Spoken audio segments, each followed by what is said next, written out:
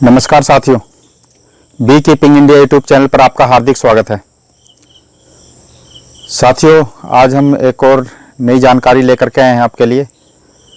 और जिन साथियों ने हमारे चैनल को सब्सक्राइब नहीं किया है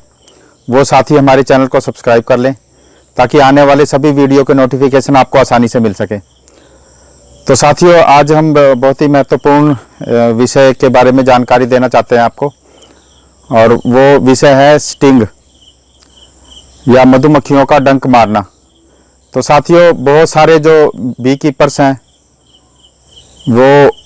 इस बात को जानते हैं कि जब भी मधुमक्खी पालन में का काम किया जाता है या जो भी व्यक्ति मधुमक्खी पालन का काम करेगा उनको मधुमक्खियां डंक जरूर मारेंगी या बी स्टिंग की प्रॉब्लम से उनको जूझना ही पड़ता है। तो साथियों, जो नए बहुत सारे लोग इस काम को शुरू करना चाहते हैं वो इस बात से डरते हैं कि मधुमक्खियां जो है वो डंक मारेंगी या उनका जो बी स्टिंग है उसकी वजह से बहुत सारे लोग जो हैं मधुमक्खी पालन के काम को स्टार्ट करने में प्रॉब्लम महसूस करते हैं, या बहुत सारे लोग इस डर के मारे जो है बिजनेस को स्टार्ट नहीं करते हैं। तो साथियों, इसमें कोई शक नहीं है कि मधुमक्खियां जो हैं डंक मारती हैं, और एक को नहीं, जो इतने भी बी कीपर्स होते हैं सभी को ये प्रॉब्लम रहती है। लेकिन साथियों, इसके बावजूद भी हमें मधुमक्खियों के जो बिहेवियर है उसको समझने के बाद ही आपको पता चलेगा कि इसमें जो मधुमक्खियां हैं वो आप किस प्रकार से उनके साथ काम कर सकते हैं। तो साथियों, बी स्टिंग या मधुमक्खी का जो डंक मारने की जो प्रक्रिया है उसको समझने के लिए एक बात समझनी बहुत ज़रूरी है कि जो मधुमक्खी है वो जैसे ही डंक मारती है, किसी को भी बी स्टिंग करती है, तो उसी समय जो मधुमक्खी है उसकी जो डेथ हो जाती है। तो साथियों, वैसे देखा जाए तो कोई भी जो जीव है या कोई भी ऐसी चीज़ जो जीवित है अपने आप में स्वयं ही मरना पसंद नहीं करती है। तो साथियों, जो मधुमक्खी है वो बहुत ही रेयर कंडीशंस में आपको जो है वो डंक मारती है, और जब तक कि आप कोई गलती ना करें या जब तक उनको मधुमक्खियों को ये एहसास ना हो कि उनकी कॉलोनी को लेकर के कोई सिक्योरिटी इशू है, यानी मधुमक्खियों की सुरक्षा में जब भी कोई ना कोई उनको लगेगा कि हम असुरक्षित हैं, तभी जा कर के मधुमक्खियां जो हैं डंक मारती हैं। तो साथियों, इसके लिए हमें जो काम करने के जो प्रक्रिया रहती है उसमें बहुत सारे जो बी कीपर्स हैं वो जानते हैं कि उनका जो मधुमक्खियां हैं वो कब स्टिंग करेंगी कब नहीं करेंगी। तो मधुमक्खियां डंक कब मारती हैं, जो बी कीपर्स हैं वो बहुत अच्छे से जानने लग जाते हैं, समझने लग जाते हैं। तो साथियों, जब भी मधुमक्खी डंक मारती है तो उसमें जो कारण होते हैं, कभी भी मधुमक्खियां नहीं कारण होती हैं, उसमें कहीं ना कहीं बी कीपर ही कारण होता है, यानी हम खुद ही उसके कारण हैं जब हमें वो डंक मारती है या स्टिंग करती है। ऐसा क्यों है साथियों? क्योंकि जब हम वर्किंग करते हैं उनके साथ, जब हम बिहेवियर करते हैं, जब हम उनकी बी कॉलोनी को विजिट करते हैं, तो वो बहुत सारे ऐसे एक्शंस हैं हमारे, जो हमारी गतिविधियां होते हैं। हम बॉक्स को किस प्रकार से खोल रहे हैं, उसका खोलने का टाइम पीरियड कितना है और कितने दिन के बाद हम खोल रहे हैं, उनके साथ हम किस तरीके का बिहेवियर कर रहे हैं, उसी से ही वो भी डिपेंड करता है कि आपको जो बी जो हैं वो डंक मारेंगी या नहीं मारेंगी। साथियों, आप सब जितनी सावधानी से इस काम को करोगे उतना ही आप बी स्टिंग से बचे रहोगे, और बहुत सारी जो एक्टिविटी होती है उसको धीरे धीरे काम करते हुए ही आप सब समझ सकते हो। अगर पहले से हम बहुत सारी चीज़ों के बारे में अगर हम बताएं कि इस तरीके से करना है, तो आप सब बहुत सारी जो सावधानियां हैं उसमें बरत सकते हैं, और उससे जो है बी स्टिंग की जो प्रॉब्लम है उसके ऊपर जो एक ख़ास तौर पे नियंत्रण पाया जा सकता है। लेकिन ऐसा नहीं है कि हर स्थिति में हर जगह जब आप काम करते हो और गलत बिहेवियर करोगे तो उस तरीके से आपको बी स्टिंग से गुजरना ही पड़ेगा। तो साथियों, इसके लिए किन किन चीज़ों की सावधानियां बरत सकते हो, आप सब किन चीज़ों का ध्यान रखना होता है, उसके बारे में आज हम बात करेंगे। तो साथियों, एक तो सबसे पहले जो होता है कि समय जो होता है आपकी बीज का और आपके बीच का जो रिलेशन होता है, जब आप उस बीच में जो मधुमक्खियां हैं उनको विजिट करते हो, आपकी मधुमक्खियों की कॉलोनी में ग्रोथ हो रही है या नहीं हो रही है, क्वीन जो है अंडे दे रही है नहीं दे रही है, जो भी प्रॉब्लम्स आप सब देखना चाहते हो या विजिट करना चाहते हो जब आप, तो उसका टाइम पीरियड आपका कौन सा है, उस पे बहुत सारा डिपेंड करता है कि आपकी जो बीज हैं वो स्टिंग का इस्तेमाल करेंगी कि नहीं करेंगी, या वो डिफेंसिव होंगी कि नहीं होंगी, उस समय जब आपको डंक मारेंगी या नहीं मारेंगी। वो सारे के सारी जो परिस्थितियां हैं वो आपके वर्किंग आवर्स में भी डिपेंड करता है। अगर आप अर्ली मॉर्निंग सुबह बहुत जल्दी अगर ओपन करते हो, जिसमें कि बहुत सारी जो मधुमक्खियां हैं वो वर्किंग पे नहीं गई होती, तो उसी समय वहाँ पे होती हैं, तो उस समय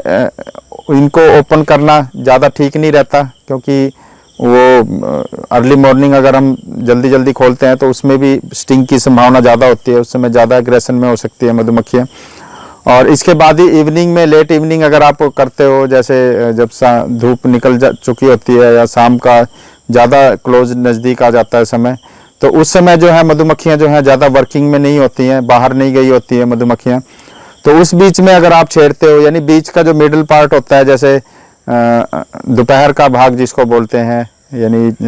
बीच का पार्ट जिसमें ना ज़्यादा सुबह है ना ज़्यादा शाम है, तो वो बीच का पार्ट आप सब चुनें जिसमें आप सब मधुमक्खियों के साथ वर्किंग कर सकें।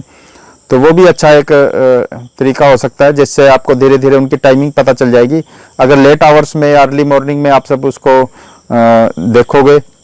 विजिट करोगे अपनी कॉलोनीज़ को, तो उसमें जो है ज़्यादा एग्रेशन में आ जाती है मधुमक्खियाँ।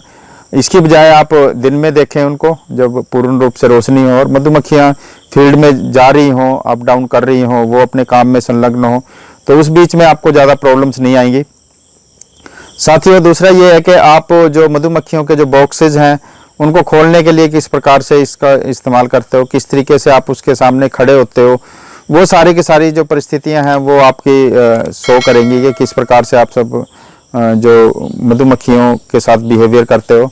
तो वो भी जो है वो डिफेंसिव होंगी कि नहीं होंगी। कोई भी सडन एक्टिविटी जो होती है, जैसे आप उसमें फ्रेम निकाल रहे हो बाहर, तो उसको फ्रेम निकालने के लिए आप सही टूल्स का इस्तेमाल करें, जिसमें हाइव टूल होता है, जिससे के जरिए आप इजीली आप उसको रिमूव कर सकते हैं। तो कोशिश करें कि झटका ना लगे, जैसे ही झटका लगता है तो वो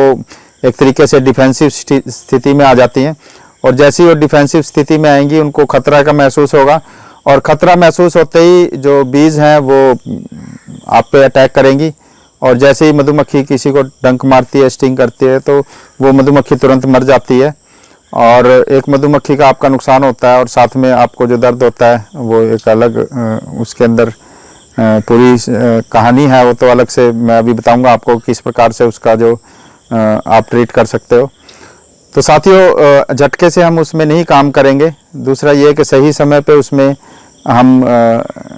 काम करेंगे ताकि मधुमक्खियां जो हैं कम डिस्टर्ब हों, और उसको जो जैसे खड़े होने की जो स्थिति होती है, कोशिश करें कि जब आप वर्किंग कर रहे हो तो जो उनका एंट्रेंस जहाँ से वो लैंडिंग करते हैं अपने उस पे प्लेटफार्म पे या बॉक्स के अंदर, एंट्रेंस गेट के सामने ना खड़े हों, क्योंकि जब वो घुसने की कोशिश करती हैं तो आप अगर उसके सामने खड़े हुए हो तब भी आपको उसमें प्रॉब्लम लगेगी, और मधुमक्खियाँ को भी प्रॉब्लम होगी, क्योंकि बहुत सारी मधुमक्खियाँ जो डिब्बे के अंदर जाना चाहती हैं वो कई बार सामने खड़े होने की वजह से उसमें लैंड नहीं कर पाती हैं, और वो आपके चारों तरफ घूमने लग जाती हैं, और उनको एक खतरे का एहसास होता है, जिसकी वजह से वो आपको डंक मारेगी। और डंक मारने पे साथियों, डंक के बारे में कुछ बातें और हमें जानने की ज़रूरत होती है कि साथियों, जिन लोगों को स्टिंग एलर्जी होती है, जो कि बहुत रेयर चीज़ होती है, बहुत कम पाई जाती है, लेकिन जिस भी व्यक्ति को स्टिंग एलर्जी हो उसको इस काम से को अवॉइड करना चाहिए, जिसको पहले से पता है। और स्टिंग एलर्जी से आपको ज़्यादा नुकसान हो सकता है। तो इसके अलावा जो नॉर्मल जो लोग होते हैं जिनको स्टिंग करती हैं मधुमक्खियाँ, डंक मारती हैं, तो उसमें ज़्यादा घबराने की ज़रूरत नहीं होती। आपका जो दर्द है वो 1 या 2 दिन के अंदर वो नॉर्मल हो जाता है। जहाँ पे मधुमक्खी स्टिंग करती है उस स्टिंग को आप जितनी जल्दी निकाल सकते हो उतनी जल्दी निकालने से उसका जो असर है वो कम हो जाता है। और अगर स्टिंग लग भी गया है तो उसके लिए जनरली आप सब सबसे नॉर्मल तो सबसे आसान जो तरीका होता है कि आपके पास अगर पानी है, साफ पानी है, तो आप उसके अंदर ताज़े पानी के साथ भी उसको वॉश कर सकते हो, जिससे आपका जो असर है वो कम होगा। इसके अलावा कुछ प्रकार के ऑयल्स होते हैं उसका इस्तेमाल किया जा सकता है। और नॉर्मली ज़्यादा घबराने की ज़रूरत नहीं होती। जैसे हम इंजेक्शन वगैरह लेते हैं, डॉक्टर से दवाई लेते हैं, कुछ इसी प्रकार का थोड़ा दर्द रहता है, बहुत सारे लोगों को थोड़ा फील होता है ज़्यादा। लेकिन एक ख़ास बात इसकी ये है कि ये इससे आपकी डेथ नहीं होगी, और क्योंकि स्टिंग से किसी की डेथ नहीं होती। और बहुत ज़्यादा अगर आपको डर है मधुमक्खियों का, तो हमेशा सेफ्टी टूल्स लगा करके ही काम करें। और जैसे वो डंक मारती है तो ज़्यादा से ज़्यादा 2 से ढाई दिन लगते हैं इसको नॉर्मल होने में। थोड़ा सा सूज जाता है और लेकिन वो धीरे धीरे जो है नॉर्मल हो जाता है। तो साथियों, इसलिए भी घबराने की ज़रूरत नहीं है, क्योंकि इसमें कोई किसी प्रकार का बहुत बड़ा नुकसान नहीं होता है। और जो बी कीपर्स हैं उनको पता होता है कि अक्सर मधुमक्खियाँ काटती हैं। जब हनी हार्वेस्टिंग का काम करते हैं या कुछ ऐसा काम करते हैं जिसमें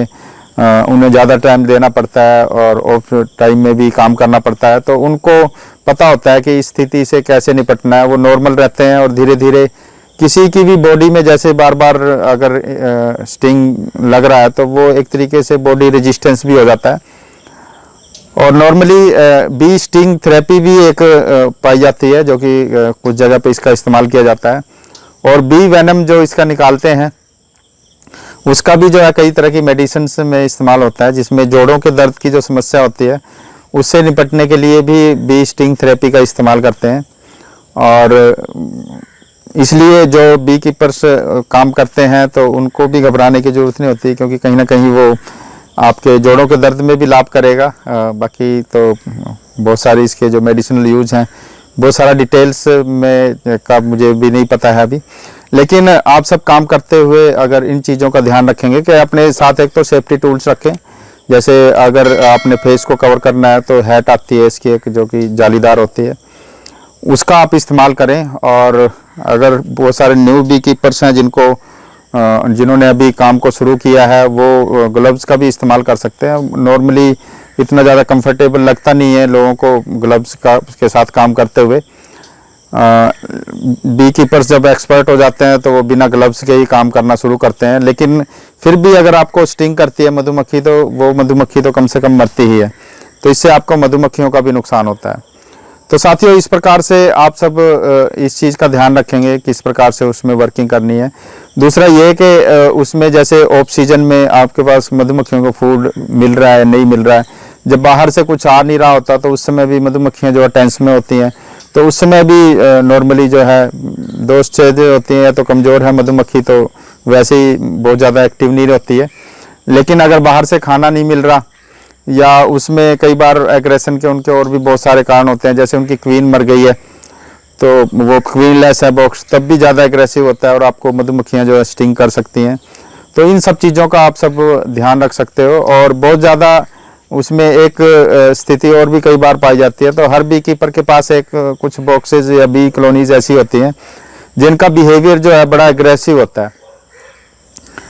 तो उस चीज़ से कैसे निपटना है कि आपको पता चल गया है कि ये मेरा बी बॉक्स जो है, जो बी कॉलोनी है, वो काफ़ी एग्रेसिव है, तो उसकी या तो आप रीक्वीन कर सकते हो, उसको कोई किसी और क्वीन को उसमें इंट्रोड्यूस करवा सकते हो, ताकि जो क्वीन है वो जो एग्रेशन है मे बी के जेनेटिक कहीं से आया होता है, तो उस चीज़ से भी आप सब उससे बच सकते हो। अदरवाइज़ उन बॉक्सेस को आप समय से खोलें और उसके साथ सही ढंग से काम करें, और उनके साथ जो बिहेवियर है और बहुत ज़्यादा जेंटल आपको बनना पड़ेगा और बहुत ज़्यादा केयर के साथ उनके साथ काम करना पड़ेगा। बट इस प्रॉब्लम्स का सभी बी कीपर्स को पता होता है कि कुछ बी कॉलोनीज ऐसी होती हैं।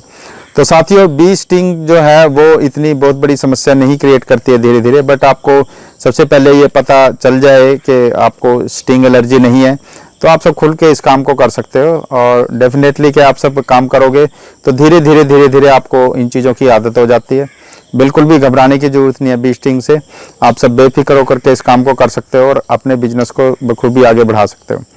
तो साथियों, वीडियो देखने के लिए बहुत बहुत धन्यवाद। जिन साथियों ने हमारे चैनल को सब्सक्राइब नहीं किया है, वो साथी हमारे चैनल को सब्सक्राइब कर लें, ताकि आने वाले सभी वीडियोज़ वो आसानी से देख सकें। साथियों, वीडियो देखने के लिए धन्यवाद। Thank you very much.